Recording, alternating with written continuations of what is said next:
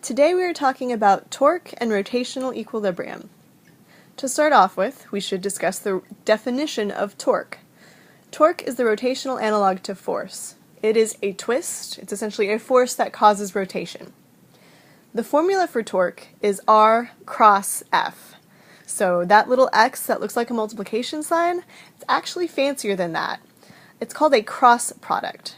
It's a way of multiplying two vectors together where you have a vector as the result. So let's imagine that we have a disk, okay, and we apply a force to the edge of the disk, like so. So that force, not great at 3D drawing, that force is supposed to be coming kind of out of the page at us. So that's the force in question. The radius is exactly what it sounds like. It goes from the center of the disk all the way to the edge of the disk. The torque that is generated from these two things, it's kind of weird, but the way that you would draw it, you draw it from the center of the circle, and it would be going up.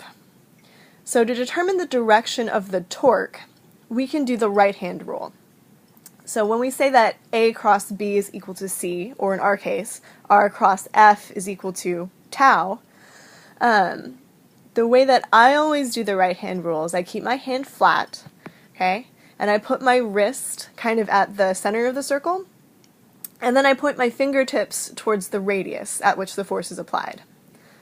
Okay, I make sure that the palm of my hand is in the direction of the force, and the way I remember that is like when I'm giving a high five, right? I'm applying a force from my palm. Okay, so I always try to keep the force as the palm term in my right-hand rule. And then my thumb is going to be pointed straight up, I said, kind of like so. And that's going to be the direction of the torque. Okay, there's several different ways to do the right-hand rule. If you know a different way of doing it, that's totally fine. But I will always use the flat hand, right-hand rule in class, just because I think it's easier to be consistent all the way through. And we'll continue to use this, especially in our electricity and magnetism semester. Okay, so there's an introduction to that. So this one was really convenient because everything was at right angles. Okay, but what happens if you don't have right angles? Well, you know that the torque is maximized whenever your force and your radius are perfectly perpendicular to each other.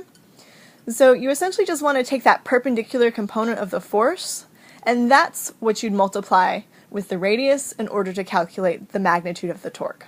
Okay, so you could say that torque is equal to RF sine theta. And that's going to be the case for pretty much all of your cross products. Will just be multiplied by sine of theta. Okay, so that's torque in a nutshell. Now we should probably talk about the word equilibrium, which hopefully you are familiar with. Equilibrium, it means balanced. And we know that in translational equilibrium, right, we know that our net force should be zero, right? They should be balanced, so that the acceleration is equal to zero. And we've got kind of the same case for rotation, except we're talking about balanced torque, so that our net torque is equal to zero, and our angular acceleration alpha is equal to zero.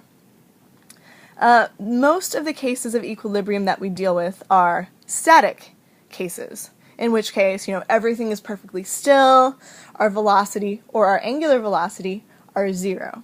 The classic seesaw problems are a perfect example of static equilibrium. Okay? What people sometimes forget about are the dynamic equilibrium cases. So in those cases, there is a velocity, but because both your translational or angular acceleration is zero, you have a constant velocity or angular velocity. Okay? You would treat it just the same. Just be aware that there are moving cases of equilibrium that we will be analyzing. So, let's take a look at a sample problem. Okay, here we've got a pulley with two different radii. On one side there's a 10 kilogram mass, on the other side there's a 2 kilogram mass, and then there's a force on the top, on the outer radius, that's holding it in equilibrium. So if we want to find the magnitude of this force, well, we'd set it up kind of like a force problem. We'd say torque is equal to I alpha, which you might remember from AP Physics 1. Okay, don't worry about I just yet. Alpha is going to be 0, so your net torque is equal to 0. Easy peasy. So there's going to be 3 torques here, right? There's going to be a torque from the 10 kilogram weight, a torque from the 2 kilogram mass, I guess, and then a torque from that force that's holding it into place. So I've got 1, 2, 3 torques. Technically, the counterclockwise torque is defined as positive, so that 10 kilogram mass is trying to make it go counterclockwise, so technically that one is positive. It doesn't super duper matter, right? You can kind of tell looking from the picture that 10 kilogram torque needs to be canceled out by the torque from the force and the torque from the weight of the 2 kilogram mass. So any way you want to set that up is fine. Okay. The nice thing about pulleys is everything is 90 degrees, so we can just do essentially R times F, or in this case, R times M times G for our 2 masses, and then 0.03, the radius times the force, for our actual applied force. So that's how we set up our equation, and we merely solve for F, just a little bit of algebra, and we get that the force required is 46.6 newtons, okay, to keep this thing balanced. A more complicated example would be this ladder problem. Now they're kind of standard in our physics curriculum. So here we have an 8-meter ladder leaning against a smooth vertical wall. So when it says smooth, that means there's no friction. Okay, the wall is only capable of applying a normal force perpendicular to itself. So then a firefighter who weighs 875 newtons is standing a little bit up the ladder, and we want to know what the wall force is and what the ground forces are. So, okay, we know that the ladder has weight and the firefighter has weight. So I'm going to assume this ladder is uniform. Okay, gravity is going to pull on the ladder's center of mass, which is right in the middle of the ladder. So if it's 8 meters total, it should just be 4 meters from the base of the ladder. Easy. I know that the wall is going to need to push 90 degrees perpendicular to itself, so a force wall going to the left. And then for the ground, well, I know there has to be a normal force going up because this ladder is not crashing through the ground. I also know that that normal force needs to be equal to the combined weight of the ladder and the firefighter. Our forces aren't yet balanced though, right? We've got force of the wall going to the left. That means there needs to be a frictional force between the ground and the ladder pointing to the right. And because hopefully, this is all fixed in place and that ladder's not going to slide down, that frictional force should be the same as that wall force. Okay, so this requires both a net force equation and a net torque equation. And I've kind of already talked through what the forces are doing, right? The normal force from the ground needs to equal the combined weights of both the ladder and the firefighter. So 1,230 newtons there. I don't have enough information yet to solve for the frictional force or the wall force. This is where I have to write my net torque equation. And here's where we run into some potentially ugly things. We get to pick the pivot point. It's really magical. No matter what point you choose on the ladder as the pivot, anything will work as long as you are consistent. Okay, for convenience, I'm going to pick where the ladder meets the floor.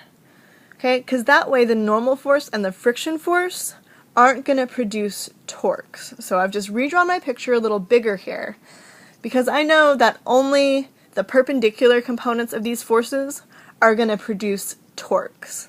So we got to do some geometry here. We got to look at some similar triangle stuff. These purple components that I've just drawn are perpendicular to the ladder. Those are going to be the components that actually cause torque. Okay, so let's finish up the triangles and let's figure out, okay, so similar triangles, which angle is which? Okay, so I've marked them there in black, all of the angles that are equal to our initial angle of 50 degrees. Okay, so for the wall, it is the opposite leg. Okay, for both of those weights, it's the adjacent leg, which I know is like in defiance of the whole your cross product is supposed to take sine. Your cross product is looking for the perpendicular component of the force to the lever arm, aka the radius. Okay, so it's a little unusual, but those two legs are going to take, or those two components are going to take cosine instead of sine, just due to the geometry of the situation. Okay, since we set the pivot point at the ground, neither the normal force nor the frictional force are actually going to produce torques. Okay, this is where picking a smart pivot point is really going to come in handy. So, with these three torques, you can kind of look at their direction, right? You can kind of figure out which ones need to cancel out. Okay, so that blue torque from the wall needs to be equal to the torque from the firefighter and the torque from the ladder combined. The tricky thing here is all three of these torques are at different radii. So when you're plugging in, you got to be careful. Make sure you are matching the forces to the radii. So we're just plugging in. The firefighter is standing 6.3 meters away from the base. Firefighter weighs 875 newtons, cosine of 50. Okay, for the ladder, halfway up the ladder is going to be 4 meters. Okay, so 4 meters times 355 newtons times the cosine of 50 degrees, divided by, now the wall is at the very end of the ladder, right? So it's 8 meters away from the pivot point. So then 8 times sine 50 in our denominator. And we get that the normal force that the wall exerts has to be 727 newtons to the left. Okay, so up earlier, right, we were looking at our forces and we said, well, the friction force has to be equal to the weight, otherwise the ladder is going to slide down the wall. So that is going to be the exact same number there, that's 727. And that's it. That's how you solve the problem. So sometimes you can get away with just doing a net torque equation, but sometimes you have to do both a net force and a net torque equation.